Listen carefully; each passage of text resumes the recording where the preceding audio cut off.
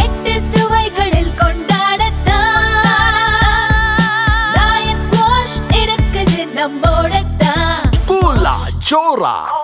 Peri engineering, arts and science, pharmacy, nursing மற்றும் physiotherapy கல்லூரிகள் சென்னை இந்தியாவில் சிறந்த உள்கட்டமைப்பு கொண்ட கல்லூரிகளில் ஒன்று. 100% வேலை வாய்ப்பினை உறுதி செய்யும் சாதனை. ஆயிரக்கணக்கான பிற கல்லூரி மாணவர்களுக்கும் வேலை தந்த பெருமை. பெரி, எங்கள் கண்களில் உங்கள் கனவுகள். ஓகே, குதிரை, இந்த குதிரை என்ன குதிரை அப்படின்றப்போ நம்ம இந்தியா ஓடுற குதிரை தான் அப்படின்னு பிரதமர் நரேந்திர மோடி தொடர்ந்து பல நாடுகளுக்கு இப்போ அடுத்தடுத்து சென்றிருக்கார். அங்கெல்லாம் சென்று முதலீடுகளை ஈர்க்க முயற்சிக்கிறார். மறுபக்கத்தில் யுஏஇலிருந்து அதிகமாக எல்பிஜியும் எண்ணெயும் வாங்க அதிக ஒப்பந்தங்களை போட்டிருக்கிறார். ஆனால் இவ்வளவு செஞ்சும் ப்ரிகாஷனரியாக பல விஷயங்களை இந்தியாவிற்குள் செய்தும் கூட ஒரு பெரும் பொருளாதார புயல் இந்தியாவை தாக்க இருக்கிறது. இது பாஜகவின் மொத்த மோசமான ஆட்சியின் விளைவு தான் இது. இதில் ஒரு 3 பேர் தான் தப்பிக்க போகிறாங்க. மோடி, அதானி, அம்பானி அப்படின்ட்டு திரு ராகுல் காந்தி சொல்லியிருக்கிறார். பொருளாதார புயல் உலகம் முழுக்க இருக்குன்றது புரிஞ்சுக்கிறோம். ஒரு டர்மாயிலில் இருக்காங்க. பட் அது இந்தியாவை மட்டும் தாக்கும் ஒரு பெரும் ஆபத்து இருக்கிறதுன்னு பயமுறுத்துறாரு. உண்மையாலுமே அப்படியா? அதாவது பயமுறுத்துறதுங்கிறது வேற, எச்சரிக்கையாக இருக்கணுமான எச்சரிக்கையாக தான் இருக்கணும். அதில் ஒன்றும் குழப்பம் இல்லை.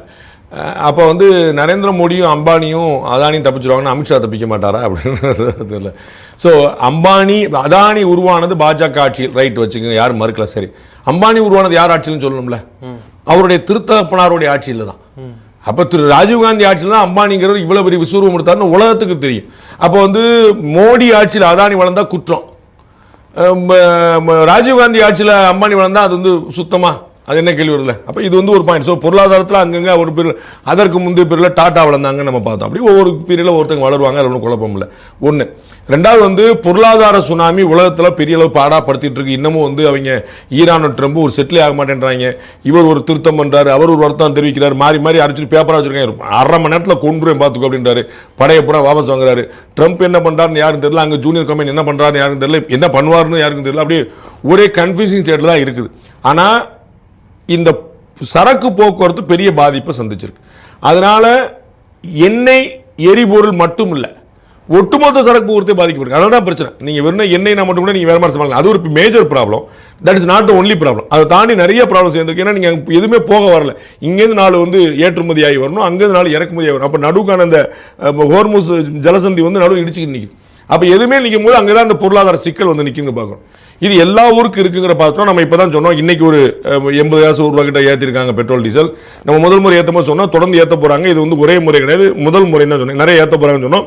இன்னொரு 5-10 ரூபா வரைக்கும் ஏற்றுறதுக்கான வாய்ப்பே இருக்குது. நம்ம அதை மறுக்கிறதுக்கு பெட்ரோல் ஏறிட்டே தான் போகும். 105 ரூபா 110 ரூபா வரைக்கும் பெட்ரோல் வர்றதுக்கான எல்லா வாய்ப்புகளும் கண் கூட தெரியுது அட்லீஸ்ட். ஸோ அது மட்டுமே பிரச்சனை இல்லை, வேற வேறு பிரச்சனை. அந்த பெட்ரோல் டீசல் விலை உயர்த்தப்பட்ட போதே நம்ம சொன்னோம், மற்ற நாடுகளில் எவ்வளோ உயர்த்தப்பட்டிருக்கு, இந்தியாவில் 3% உயர்த்தப்பட்ட போதே உலக நாடுகளில் சராசரியாக 25 to 35% ஏற்றப்பட்டிருக்கு. 45% ஒரு இடத்துல, 50% ஒரு நாட்டில், 25% ஒரு நாட்டில், ஆவரேஜாக 25 to 35% ஆஃப் இன்க்ரீஸ் இந்த ஃபியூல் பிரைசிங் ஆல்ரெடி இருக்குது. நம்ம ஊரில் அப்படி இல்லை. அப்படி நம்ம 130 ரூபா வரைக்கும், 125 ரூபா வரைக்கும் நமக்கு இன்னும் போகணும். ஸோ அது வருமா இல்லையான்னு தெரியல. அப்போ அந்த ப்ராப்ளம் நாட் இண்டிஜினஸ், நமக்கு மட்டுமே இருக்கக்கூடிய சொந்த ப்ராப்ளம் இல்லை. இது குளோபல், உலகம் முழுக்க இருக்கக்கூடிய ப்ராப்ளம். அது ஒன்று. ரெண்டாவது, அதை எப்படி ஹேண்டில் பண்ணுறோங்கிறத பார்க்கணும். நீங்கள் குறிப்பிட்டது போல அதற்கான ஆல்டர்னேட்டிவ் ஏற்பாடுகளை பல முறை, கோவிட் பீரியடில் தான் நமக்கு சம்பந்தம் இல்லாமல் பிரச்சனை, என்னமோ கோவிட் சம்பந்தம் இல்லாமல் செமிகண்டக்டரில் ஒரு ப்ராப்ளம் தான் தெரிஞ்சது. அப்போ தான் செமிகண்டக்டர் நம்ம எங்கேயுமே உற்பத்தி ஆகலை, ஏன்னா உற்பத்தி ஆகிற நாட்டிலையும் கோவிட்னு உட்காந்துருக்காங்க. அப்போ நமக்கு செமிகண்டக்டருக்கு போக இல்லைப்பா, ஏன்னா அங்கே கோவிட் பாப்புன்னு கோவிட்ல ஒரு பெரிய சைடு எஃபெக்டா செமிகண்டக்டர் ப்ராப்ளம் தெரிஞ்சது நமக்கு. அப்போ உடனே அன்னைக்கு 2019-20 இதே பாஜக ஆட்சி செமிகண்டக்டருக்கான விதைகளை போட்டு இன்னைக்கு ஒவ்வொரு மாநிலமும் போட்டி போட்டு நிற்கிது. ஒரு 3-4 வருஷம் தண்ணீரை வரைஞ்சிரும்ன்றாங்க. 2028 செமிகண்டக்டர் தண்ணீர் வரைஞ்சிரும்ன்றாங்க. அந்த அளவுக்கு போய் அப்போ நம்ம அந்த ப்ராப்ளம் இருக்கு. ஒன்று ப்ராப்ளம் இந்தியாவுக்கு மட்டும் இல்லை. 2 அந்த ப்ராப்ளத்தை இந்தியா எப்படி அட்ரஸ் பண்ணுறது. 3 அப்போ நம்ம இது மாதிரி ஃபோர் சைட்டோட செயல்படுறவங்க பார்க்குறோம். போகிற இடம் பூரா நம்ம கையெழுத்து போடுறோம், ஆர்டர் வாங்குறோம். இப்போ நீங்கள் சொன்ன போல யூஏலேருந்து மட்டும் இல்லை, அது நியூசிலாண்ட்லேருந்து, பிரிட்டன்லேருந்து எல்லா நாடுகளும் நம்ம போட்டு விடுங்க. பாருங்கள், அமெரிக்காவே இறங்கி வர வச்சுருக்கோங்கிற நம்ம பார்க்குறோம். ஸோ எல்லா நாளும் நம்ம எப்படி கையாளுறோம். 4வது பாயிண்ட், திரு ராகுல் காந்தி சொல்லணும், என்ன தப்பு பண்ணாங்கன்னு சொல்லணும். இந்த விஷயத்தை நீங்கள் மிஸ் பண்ணிட்டீங்க பார்த்தீங்களான்னு சொன்னால், சும்மா கீழே விழ போது உன்னுடைய தப்பான கொள்கையினால நாடு பாதிக்குது. ரைட், என்ன தப்பு பண்ணீங்கன்னு சொல்லுங்கள். எங்க ஒருத்தரை பார்த்து நீ திருடன் திருடன் திருடன் சொல்றீங்க அர்த்தம் இல்லைங்க. என்ன திருடுன, எங்க திருடுன, எப்ப காணாம போச்சு சொல்லுங்க. அப்ப பாரத பிரதமர் நரேந்திர மோடியுடைய ஆட்சியில செய்யப்பட்ட பொருளாதார தவறை நீங்க சுட்டி காட்டுங்க. மாதந்தோறும் ஜிஎஸ்டி குறைஞ்சிருக்கா கூடியிருக்கா, வருடந்தோறும் இன்கம் டாக்ஸ் குறைஞ்சிருக்கா கூடியிருக்கா, நீங்க பார்க்கணும். ஏதாவது ஒண்ணு சொல்லுங்க. யூபிஐ டிரான்சாக்ஷன் கூடியிருக்கா குறைஞ்சிருக்கா, ரூபா வேல்யூ குறைஞ்சிருக்கு.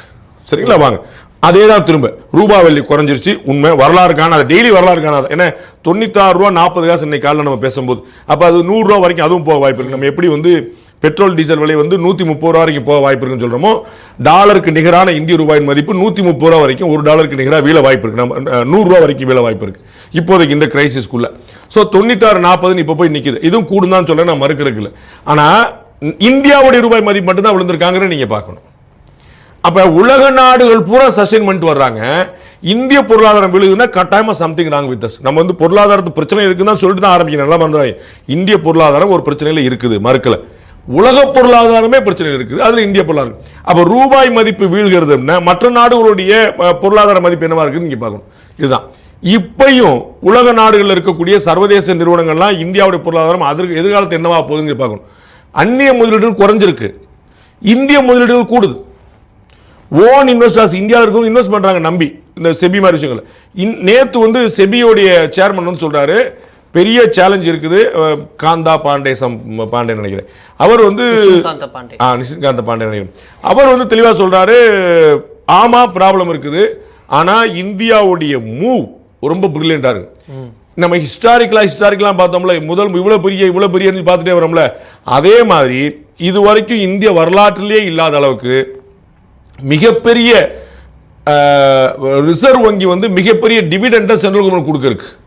இது வரைக்கும் 3 லட்சம் கோடி வந்து ரிசர்வ் பேங்க் அக்கௌண்ட்ல இருந்து கவர்மெண்ட் ஆஃப் இந்தியா அக்கௌண்ட் ஒரு சர்ப்ளஸா வந்து நிக்க போகுது. நாளை காலையில் என் கையில 3 லட்சம் கோடி இருக்கிற மாதிரியான ஒரு சிறப்பாக செயல்பட்டீங்க அப்படின்னு டிவிடெண்ட் கொடுக்க போறாங்க. சிறப்பா செயல்பட்டேன், நான் சிறப்பா செயல்பட்டேன், எனக்கு நீ பங்கு கொடுத்தங்கனால அவங்களுக்கு வந்து அது செயல்பட்டது வந்து இவங்க தான். ஷேர் மார்க்கெட் மாதிரி தான். மத்திய அரசோட ஷேர் தான் ஆர்பிஐ அதிகமா இருக்குனால அவங்க கொடுக்குறாங்க. ஸோ அதுவும் ஹிஸ்டாரிக்கலா வந்து நீங்க அப்ப இந்த மாதிரி மத்திய அரசு இந்த பொருளாதார சிக்கல்களை எப்படி கையாள ஏற்கனவே பார்த்தோம். இந்த விலை உயர்வை, பெட்ரோல் டீசல் விலை உயர்வை தள்ளி போடுறதுக்காக கலால் வரியை குறைச்சிக்கிட்டு அதை டேலி பண்ணி கொடுத்தாங்கன்னு பார்க்கிறோம். அப்ப மத்திய அரசு தன்னால் ஆனது எல்லாமே செய்து. ராகுல் காந்தி அவர்கள் பொருளாதார தவறை இந்திய அரசு செய்திருக்கு என்று சொன்னால் என்ன தவறு என்று சுட்டி காட்டுவாரா?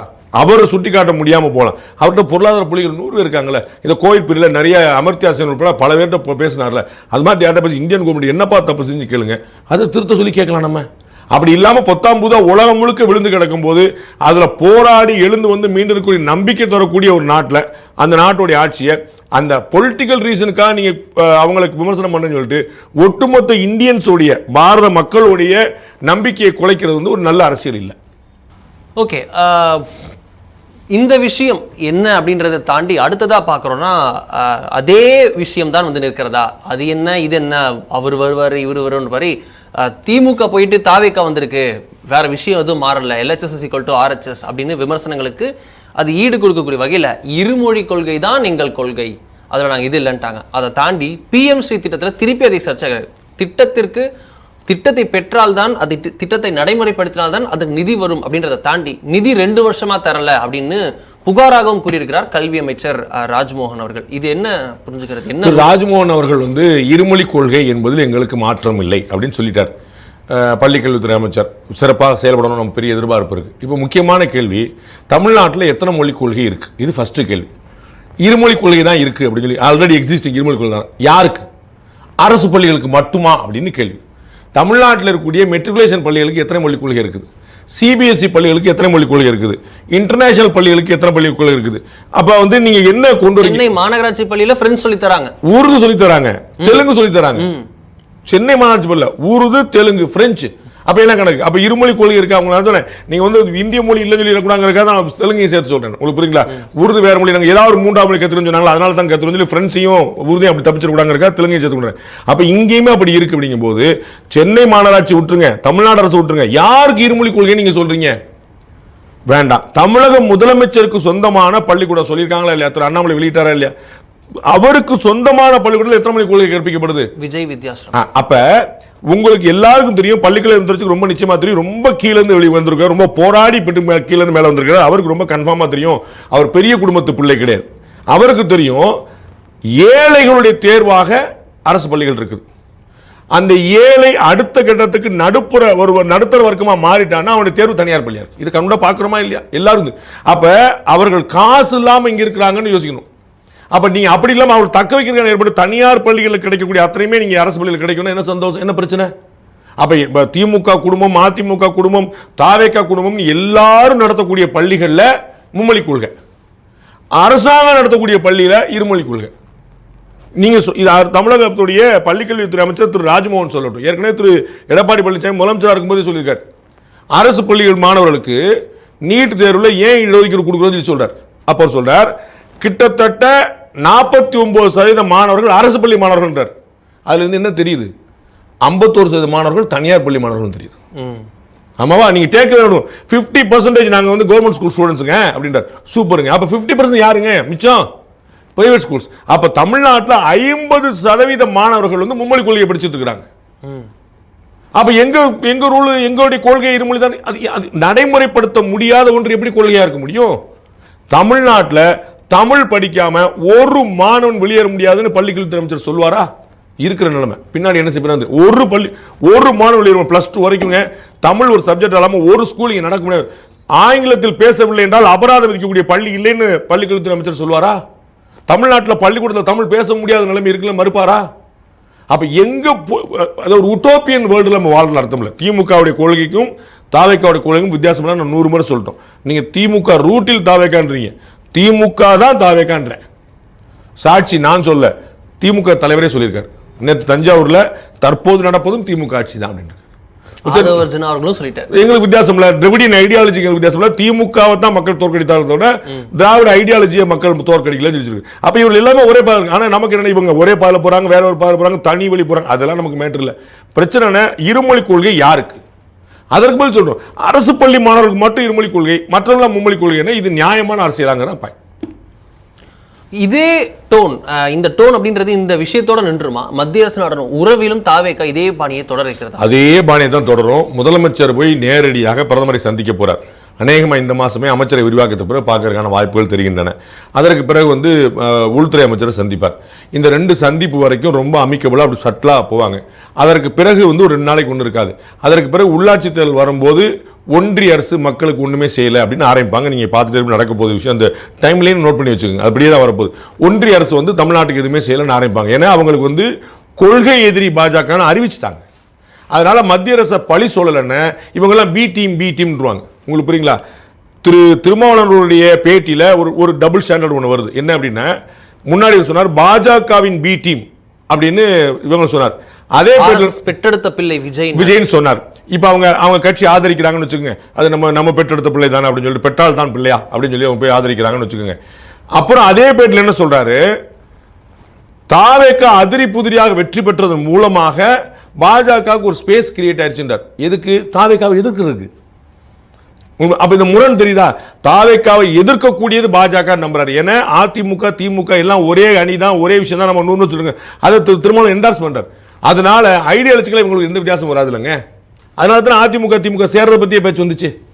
அப்போ வந்து பாஜகவுக்கு வந்து ஸ்பேஸ் கிரியேட் ஆயிரும்னு சொல்றாரு. இந்த பக்கம் பாஜகவுடைய பி டீம் சொல்றோம். அதுதான் அவங்களுடைய நிலைப்பாடு மாற்றத்தில் நம்ம அங்கே புரிஞ்சுக்கிறோம். அப்போ இந்த இடத்துல அது காட்டக்கூடாதுங்கிறதுக்காக என்ன செய்வாரு, பாஜக எதுக்குற மாதிரி எதுக்காக விட்டா திருப்பி திருமாவளவன் அவர்களை மாற்றி சொல்வார். பார்த்தீங்களா, நீங்க பி டீம் ப்ரூவ் பண்ணிட்டீங்க, ஒன்றிய அரசு இவ்வளவு தப்புன்னு கேட்க முடியும். அதனால வந்து அவங்க வந்து ஒரு பேச்சுக்கு ஒரு பேருக்கு எப்படி திமுக வந்து மத்திய அரசை வந்து எதிர்த்துட்டே இருந்துச்சு. உங்களை பார்த்தோம், மெட்ரோ ரயில் திட்டம் நானே பண்றேன்னாங்க. 2021 கோவிடுக்கான தடுப்பு மருந்து நாங்களே தயாரிச்சுக்கிறோம். நாங்கள் திரு மாசம் நாங்களே பண்ணிக்கிறோம். 2 மாதம் டிலே ஆகுதுனால மத்திய அரசு கையெட்டு இருந்துச்சு. சரிங்க, நீங்க மாநில அரசு பண்றீங்க, நான் ஏதோ வியாபாரி மாதிரி நமக்கு எதுங்க, நீங்களே பண்ணிக்கங்க அப்படின்னு. இத்தனைக்கு மத்திய அரசு இலவசமாக கொடுத்து கொண்டு இருந்தது. மத்திய அரசு பர்ச்சேஸ் பண்ணி இலவசமாக கொடுத்துட்டு இருந்துச்சு. அப்போ 1 பைசா செலவு மாநில அரசு கிடையாது, வாங்கி போட வேண்டிய வேலை தான். அதை நாங்களே வாங்கிக்கணும்னாங்க திமுக அரசு சொல்லிச்சு. தமிழக முதலமைச்சர் இது அந்த அப்போ சுகாதாரத்துறை அமைச்சர் வந்து திரு மா சுப்பிரமணியம் வாங்கிக்கங்க. 2 மாதம் வாங்க முடியலையா, டிலே ஆயிடுச்சு தமிழ்நாட்டில். அப்புறம் இல்லை நீங்க கொடுங்கன்னாங்க. மெட்ரோ ரயில் திட்டத்தை நாங்களே பார்த்துக்கிறோம். நீங்க எதுக்கு எங்களுக்கு நாங்களே பார்த்துக்கிறோம். ஃபேஸ் 1 சென்னையில் வந்து சென்ட்ரல் ஸ்டேட் அண்டர்ஸ்டாண்டிங், செகண்ட் நானே பார்த்துக்கிறேன் சரிங்கன்னு விட்டாங்க. அப்புறம் காசை திறல் மாற்றி விட்டாங்க. அவங்க வந்து என்ன செய்வாங்கன்னா நம்மளா ஒன்று ட்ரை பண்ண நமக்கு ஏதாவது பேர் கிடைக்குதான்னு பார்ப்போம். கிடைக்கலன்னே பழிய தூக்கி போற நீங்க தாங்க தரல பாஸ், நீங்க தான் சொன்னீங்க நாங்களே பார்த்துக்கிறோம். அவங்க தரமாட்டேன்னு சொல்ல. இதே போக்குல நீங்க பார்த்துட்டே இருங்க, தாவேக்கா பயணிக்கும். எந்த ரூட்டில் தாவேக்கா போகிறது அப்படின்றது ஒரு புறம் இருக்க, அவங்க போகிற ரூட்டே சோஷியல் மீடியா தாங்க அப்படின்னு மறுபக்கம் விமர்சனம். சோஷியல் மீடியாவில் ரீல்ஸ் ஆட்சி தான் நடத்துகிறது அப்படின்னு திரு உதயநிதி விமர்சித்து வந்த நிலையில் இந்த இதில் பார்க்குறோம், தி ஹிந்துவில் ஒரு வீடியோ வந்திருந்தது. அதை மேற்கோள் காட்டி முன்னாள் முதல்வர் ஸ்டாலின் அவர்கள் விமர்சித்திருக்கிறார். அதுக்கு முன்னதாக இந்த விஷயம்லாம் பார்த்தோன்னா முதல் முறையாக ஏதோ நடப்பது போன்ற பல விஷயங்கள் இணையத்தில் வைரலாகி வருகிறது. ஆமையெல்லாம் வந்து கடலில் விட்டுட்டாரு, அதிரடி உத்தரவு அப்படின்னு எவ்வளோ ஒரு என்விரான்மெண்டலிஸ்டாக எவ்வளோ ஒரு கருணை உள்ளத்துடன் இருக்கிறார் அப்படின்லாம் பரவிச்சு. அதில் பார்த்தா அது வருடம் வரக்கூடிய ஒரு இது இந்த மீன்பிடி தடைக்காலம் போல் இந்த சம்மர் டைமில் நடக்கக்கூடிய ஒரு வழக்கமான விஷயம். அதே போல் பார்த்தோன்னா டிஃபன் பாக்ஸில் சாப்பிட்டாரு கொண்டு அப்படின்னா அது ஏஐ பிக்கு அப்படின்னு பின்னாடி கண்டுபிடிச்சாங்க. அதே போல் 21 வயது வரைக்கும் இது சிறுவர்கள்லாம் வந்து யாரும் மது வாங்கக்கூடாது ஏன்னா அதிரடி உத்தரவு அப்படின்னு 2003 அந்த உத்தரவு இருக்கு அப்படின்னும் அது புரிஞ்சுக்கலாம். இது போல பல விஷயங்கள் போய்கொண்டிருக்குது. டவல் வந்துருச்சு, விஐபி கலாச்சாரத்தை விட்டாங்க, தனி ரூட் முதல்வருக்காக போட்டிருக்காங்க அப்படின்னு இது 2021 அன்றைய முதல்வர் ஸ்டாலின் அவர்கள் பண்ணிட்டார்ன்றதை பார்க்குறோம். பல விஷயங்கள் வந்து கொண்டிருக்கிறது. இது வந்து இணையத்தில் வைரலானது. இதற்கு திமுக ரியாக்ட் பண்ணியிருக்கிறது. இதை அந்த வீடியோவை மேற்கோள் காட்டி பிஜேபியோட அகில இந்திய ஐடி விங் தலைவர் அமித் மால்வியா என்டோர்ஸ் பண்ணி அவரும் ஒரு வீடியோ போட்டிருக்காரு. அவரும் திமுகவின் தாவேக்காவும் திட்டி அந்த வந்து திமுகவுடைய இதையும் ஈல்டாகி அவங்களுக்கும் பாராட்டி திட்டி அப்படின்னு கலந்து ஒரு மாதிரியா போயிட்டு இருக்கு. என்ன நடக்குது சார்? திமுகவும் பாஜகவும் இதில் ஒரே பக்கத்தில் இருக்காங்க. திமுகவும் இதை மேற்கோள் காட்டி தாவேக்காவுடைய எல்லாரையும் எல்லா நாளும் ஏமாற்றி விட முடியாது. சிலரை பல காலம் ஏமாற்றலாம், பலரை சில காலம் ஏமாற்றலாம், எல்லாரையும் எல்லா காலம் ஏமாற்ற முடியாதுன்னு திமுக தலைவர் சொல்லியிருக்கிறார். அதே சென்ஸில் மாளவியா அவர்களும் சொல்லியிருக்கிறாரு. பார்த்தீங்களா அப்படி போட்டாங்க. ஸோ தாவேக்காவுக்கு எதிர் நிலைப்பாட்டில் பொலிட்டிக்கலாக திமுகவும் ஐடியாலஜிக்கலாக பாஜகவும் ரெண்டுமே ஒரு இடத்துல இருக்கிற பார்க்குறோம். இது ஒன்று. ரெண்டாவது பாயிண்ட் வந்து இதில் அரசாங்கத்தை நீங்கள் குறை சொல்ல முடியாது.